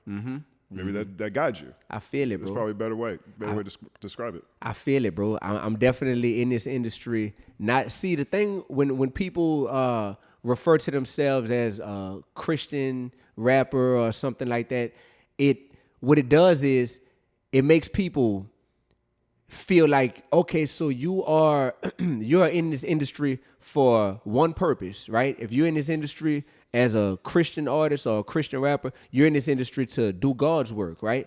But then it makes it look bad when people realize these people that label themselves Christian rappers, they still competing with each other. They still doing things of the world.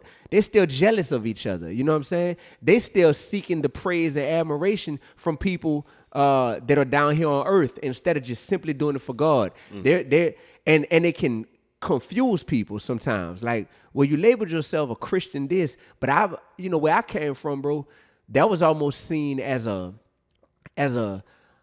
almost like a easy way to make sure that you were going to have a core fan base. You know what I mean? Like, oh, you label yourself a Christian artist or a Christian rapper, and at least the church is going to book you. You know what I mean? Because they know what you are. Right. Meanwhile, that's your art, but that ain't speaking to your heart. Right. You feel me? Like, I come from a place where there's a lot of gospel singers who are really failed R&B singers who their last resort was, man, I ain't make it in the mainstream, so I'm going to just turn into a gospel singer now. Right. your heart ain't really in wanting to serve God with your talent, but you realize that you couldn't make it to the pros, so that's the G League. You heard me? Right. The You still pay your God bills. League. Right. The God League. The God League, The the G G League. League. So for me, it's been like, yo, I respect people who do label themselves Right. as such, as a Christian artist, if that is truly where their heart and their art is. Right. You feel me? But me personally, I just been a person that was like, never really seeing that it was my job to label what it is that I do. It was just my job to do what I do, Right. and let people perceive it as such, and get from it what they were meant to receive from it. You know? Do you embrace the Christian rapper label? Do I embrace it? Yeah. I would say the word embrace is a good word choice, because if that is genuinely what someone feels that my that my music is when they listen to it, then bet I'm going to embrace it because it's how you perceive me. What I don't embrace is when somebody doesn't engage with your music, doesn't engage with your content, and they just find out that you're a Christian. So they say, oh, that means you're a Christian rapper. You know what I mean? Right. I enjoy people who go beyond just what they see on the surface, because we got people that's running for president that's saying whatever they got to say just to get elected. You feel me? We got people that will label themselves as this one day if they know that it's going to open the door for them. And as soon as they get where they wanted to get, they'll stop labeling themselves Right. that. And I've also seen how there's been Christian rappers who have embraced the title of being a Christian rapper while it made business sense for them. And then once they got to a level to where they feel like they hit a ceiling, it's like, oh, I don't want that title no more, because now I don't feel like it's serving me, you know, and my people business wise. And that's real muddy to me. And I've seen that firsthand, brother. Like, that's real sticky and icky and gooey to me. When I say I've seen it firsthand, like, I have literally seen it firsthand and seen everything that has gone into that. And it's a lot of stuff that's not of God that comes along with people wanting to micromanage how they classify themselves or how they want the world to classify them. So for me, it's always been like, do I embrace this title? Do I embrace that title? Man, I embrace doing God's work on and off the microphone. That's what I embrace. I did a piece called it was called Christian Rap, hip hop's dirtiest term. Nobody likes it, not even the Christians. And it was really looking at diving into one of the things that you just said. You come from a place where if you're a rapper, it's sometimes easier to start in the church because at least you got a base. Mm-hmm. I think there's a lot of places in the South that are like that, because where I was, it was like that too. Mm-hmm. And I felt like there should be a lot of Christian rappers that were way bigger. There's 250 million Christians in this country. Like, why is this not like, how come I'm not seeing them on the charts in the same way, right? You know, because the base is there. And that's where I got a better understanding of some of the confliction that really exists in the Christian music community and also the Christian audience. And the distinction in which a lot of artists look at themselves, right? You know, Malice turned No Malice. He essentially was, you know, he changed his whole content. You know, he started having a different level of morality. And years before that, he started taking certain topics out of his music. I don't think people really noticed it. But he wouldn't describe himself as a Christian rapper, for example. Then there's Derek Minor, right? There's someone else who, you know, he described himself as, you know, he's actually the one I talked to in the interview who really broke down some of the layers to it. Meaning a lot of Christian audiences and Christian listeners expect their Christian rappers to rap about the word, to rap, you know, from the Bible, you know, to rap, you know, different verses, to have that as a fundamental imprint in the songs.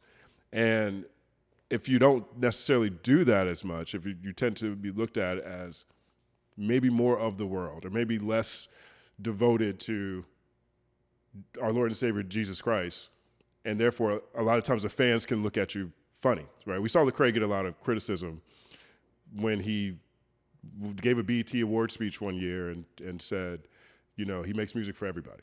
And there was a lot of criticism in the Christian rap fan community about that because that line was blurred a little bit for them. How would you describe the relationship between fans of Christian rap and Christian Christian rappers and rappers who are Christian?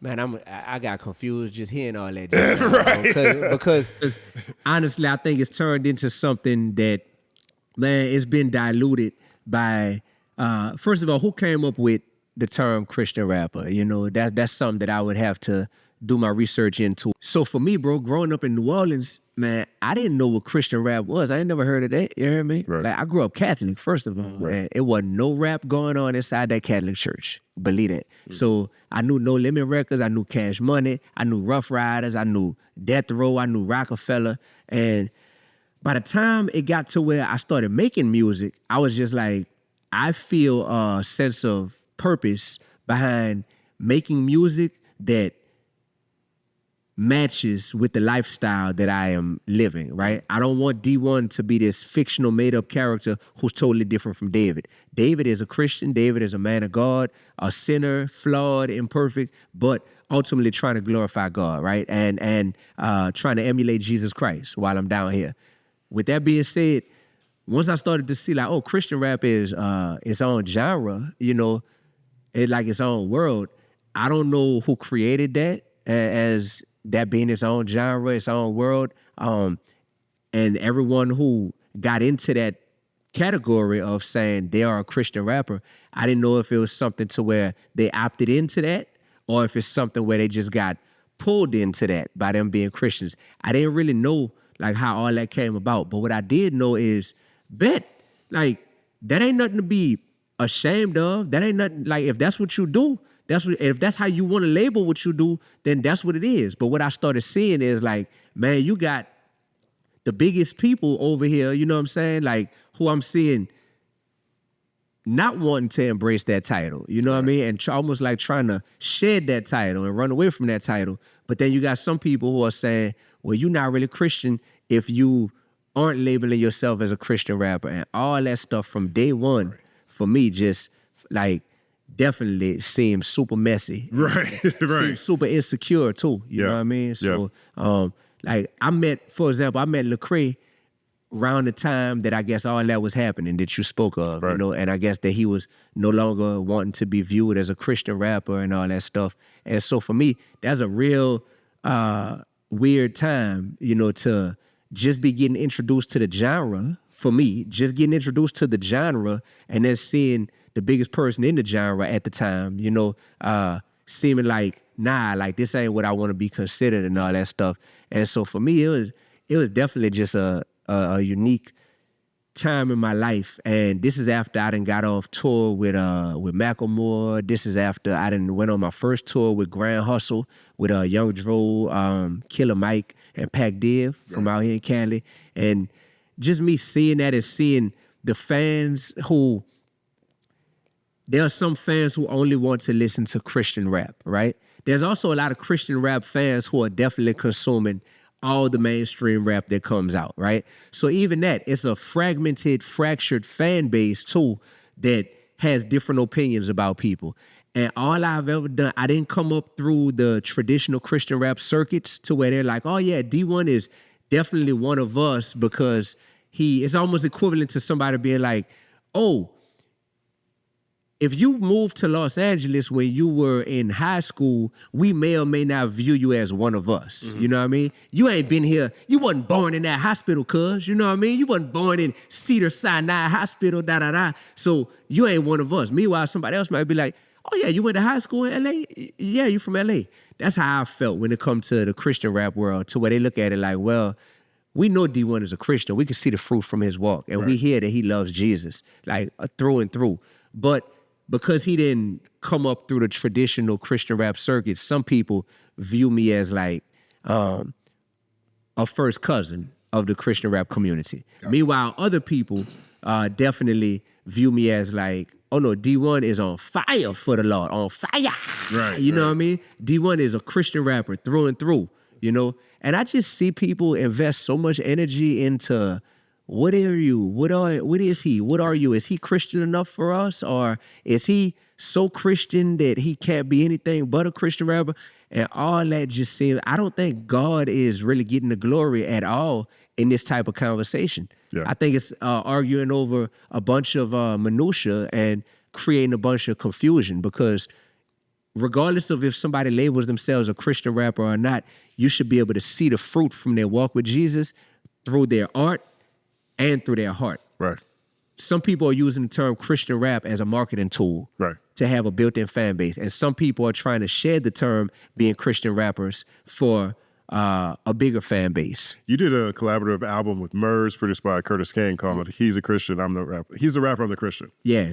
Yeah. And I just thought that was an interesting bridge of both of those two terms we were just talking about, and the Fresh Prince of Bel-Air. Yes, sir. And the Fresh Prince of Bel-Air. I'm so blessed to be on You're that on album. the album. Yeah, I appreciate that. That was really dope. But I really like listening to you talk about your story growing up. You talked about playing basketball and losing your virginity and how that had an impact, and then going celibate for a long time. What's the name of the song? I can't remember which track. Blue. Yeah. You know, I mean, what was that time? In the song, you sound like you were going through a time of confusion, and it was almost like peer pressure that led you away from, you know, where faith was guiding you. Yeah, for sure. So, like I said, I grew up Catholic, man, going to catechism. That's Sunday school from the time I was 5 years old. And I would go, and I knew the word of God well enough to know what I should and shouldn't be doing. And some things were stressed more than others. So, for example, when it came to sex, it was definitely like, yo, you absolutely wait until marriage to have sex. You know, like that is non-negotiable, you know? And for me, it was like, bet, it's non-negotiable. I want to please God. You know, I don't want to be out here living a lifestyle that's not pleasing to God. So it was very easy for me until I got to high school. You know, when I got to high school, like so many people, you start to hear like, oh, wait, what? That girl having sex? Like, for real? Wait, with my boy? With that dude that I'm cool with? Like, or that I'm on the basketball team with? Right. And now all of a sudden... They belly smacking over there? Yeah, belly smacking, right. And that becomes the norm, you know? So now that became the norm, now it's like, oh, being a virgin, I'm one of the only people at this school, and definitely on this basketball team, that is a virgin, you know? So then the pressure becomes... are you going to remain a virgin, or are you going to come and join the cool crowd? You know, that type of stuff. And for me, you know, when I lost my virginity, it wasn't to become a part of the cool crowd. It was because I had lost my why. I had lost sight of my why for why I was remaining a virgin, you know? And I lost sight of that why because when you're giving more time to the opinions of your peers than you are to reading and studying the word of God and reminding yourself not only what you're supposed to be doing, but why you're supposed to be doing it, then it's easy to start to rationalize sin in your head.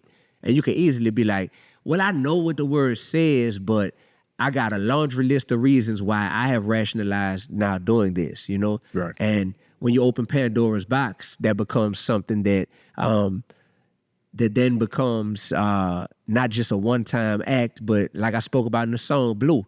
I'm like, man, I even hate saying that, man, but I said it in the song already, you know, years ago, but yeah, I hate even thinking about that like, man, it's before like every basketball game, you know, I could have averaged 40 points a game. Because that's the line. That's the line. I could have averaged 40 points a game. I could average 40 a game, bro, but I only averaged 20 a game because my legs was gone, you know what I'm saying? Like straight up.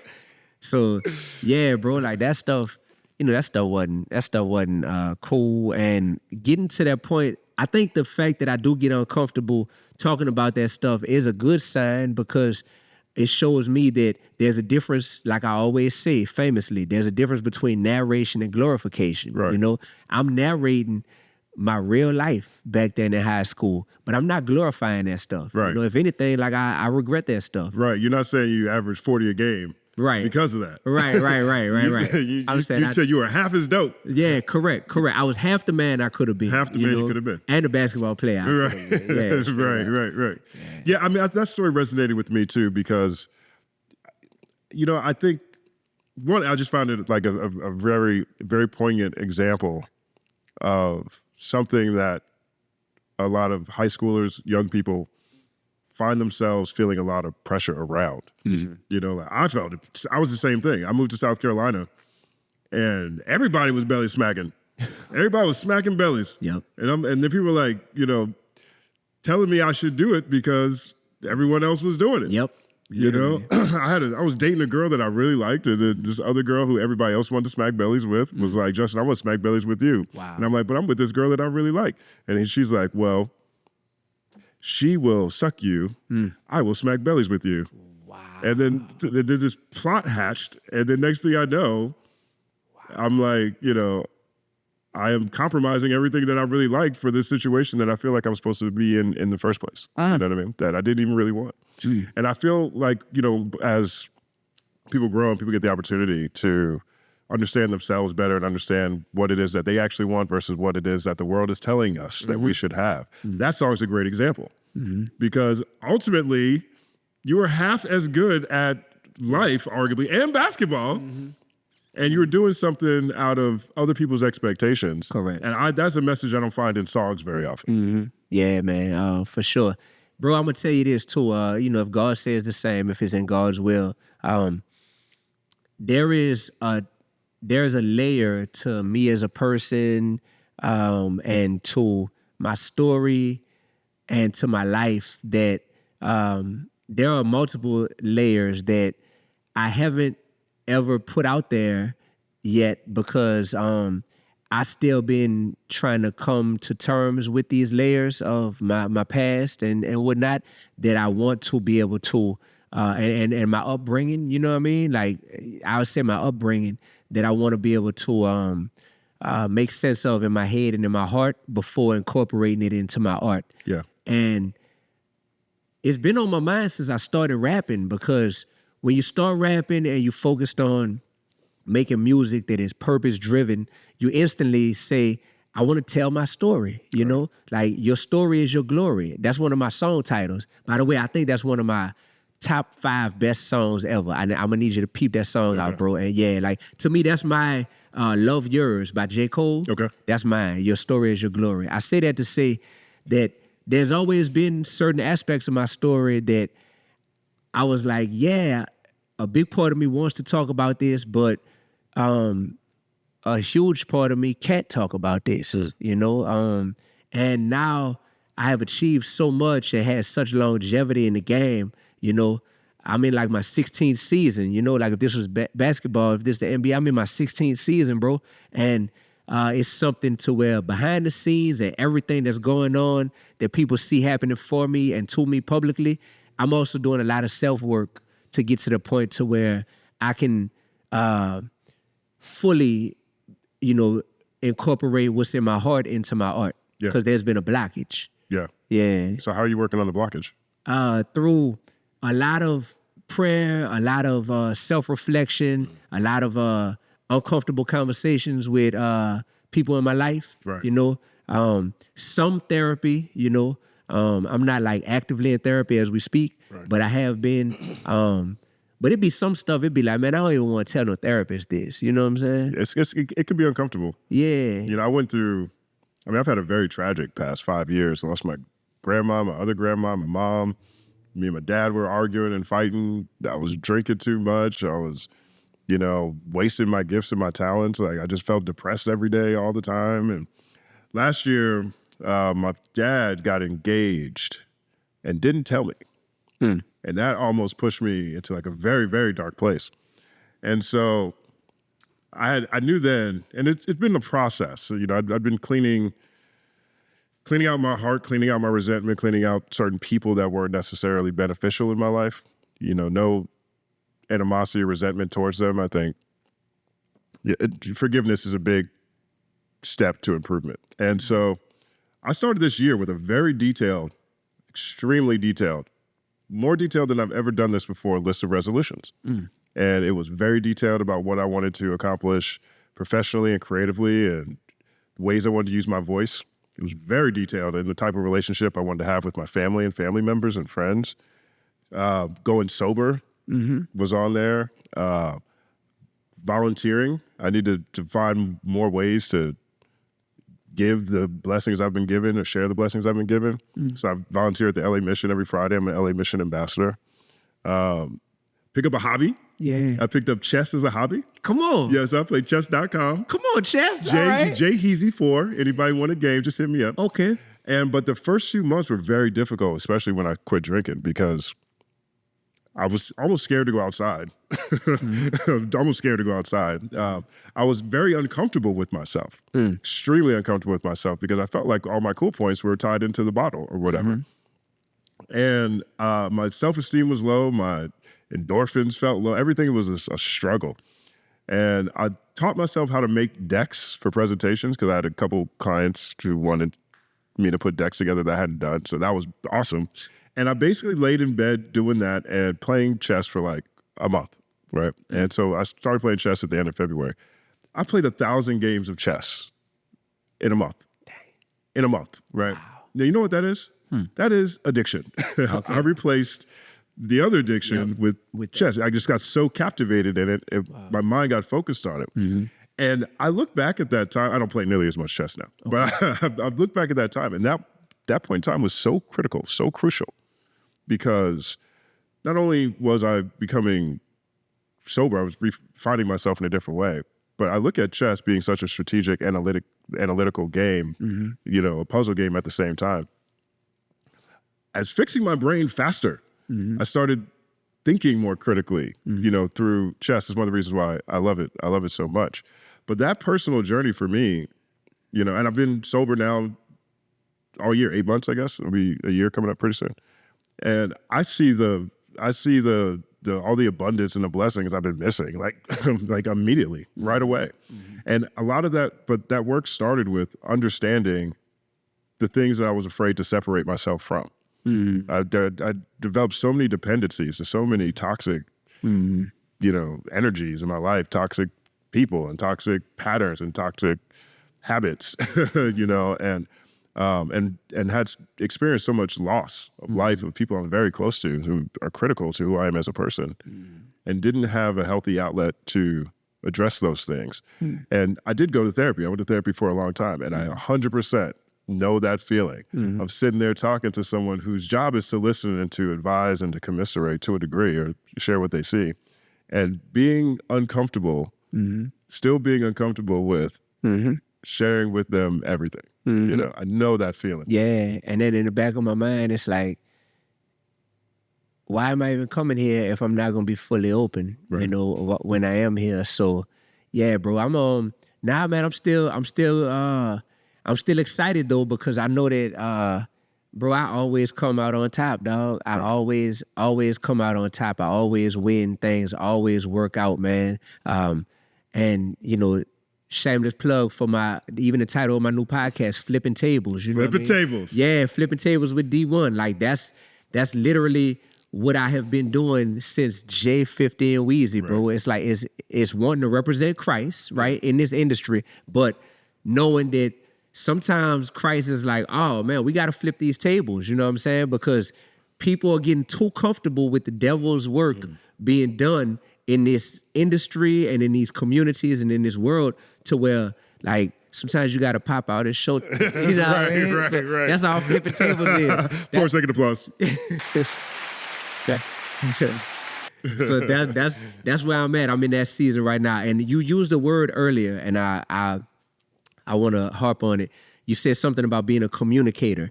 That's what I identify as at this stage in my career. I'm just a communicator. Sometimes I communicate via rapping. Right. Sometimes I communicate via podcasting at this point. Sometimes I communicate via public speaking, via being a college professor and teaching my students.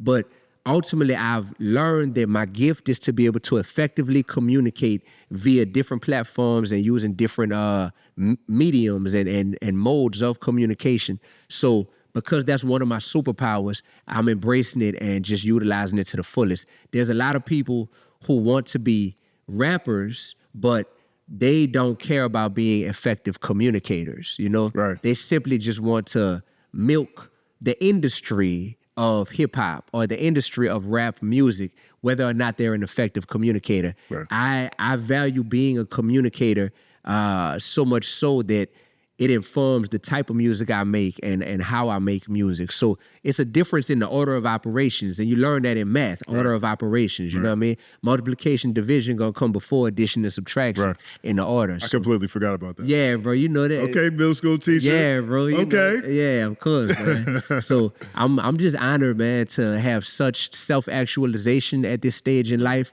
and such awareness about how to be most impactful in this industry, you know? Yeah. Because people hear all this and they're like, wow, this brother is really well studied and he understands himself and he has a very deep and passionate relationship with the God that he serves.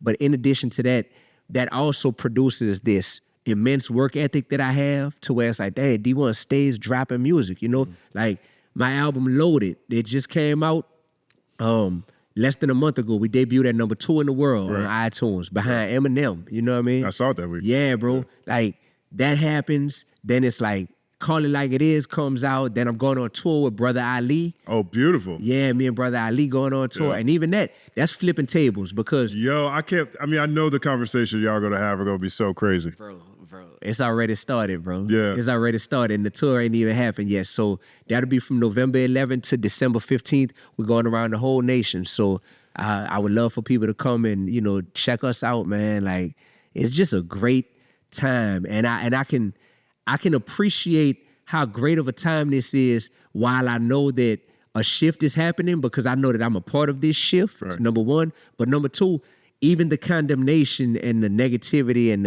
the vitriol that comes my way, I know how to encapsulate it, you know, and I know how to compartmentalize it to where I never let that override how beautifully blessed I am and how beautifully blessed we all are. So when I come around people, I don't want them to leave thinking, man, the mood just feels darker and more gloomy now that Dee-1, you know, was in our presence. I wanted to feel like, man, I feel good, man, like real good. Like, and maybe Dee-1 contributed something to that from the light that shines within him, you know, through the Lord. Yeah, that's beautiful. Yeah. 4.6 second applause.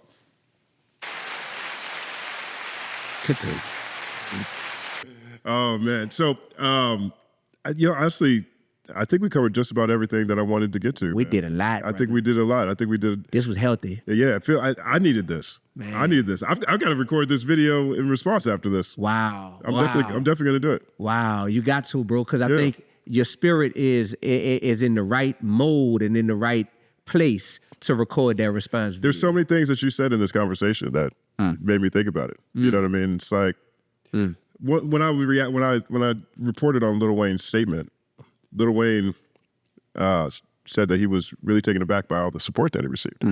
That's how I've been all day. I've been like that all day. Wow. A lot of times we create stuff, art, ideas, whatever, we put into the world, and we're not sure of the impact these things happen, or the impact that the things you created really make. And the outpouring and from the different people, some people I never even talked to ever in my life who are like really big, who were like, yo, no, we're not doing this one. You know what I mean?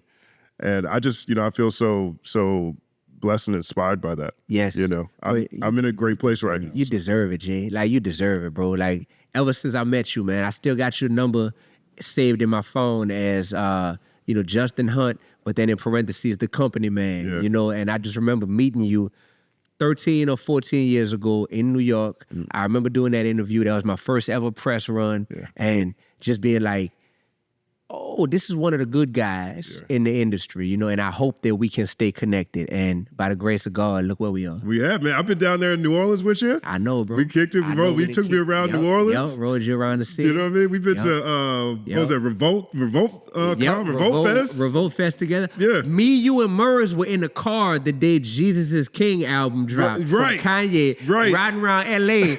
bumping Jesus is King. I still like that album. Yeah, bro. I like that album. Yes. It got bangers. I think the album gets some hate it doesn't deserve. Correct. We were riding around. I forgot it had to be either your car or Murray's car because I didn't have a whip out here. But in LA, riding around, bumping there at the dead drop, like just got real genuine good memories and Lord willing more to make. You know what I mean? 100%. Yeah. Dee-1, thank you for joining us. Thank you, brother. It's all happening. It's all happening. 9 second applause.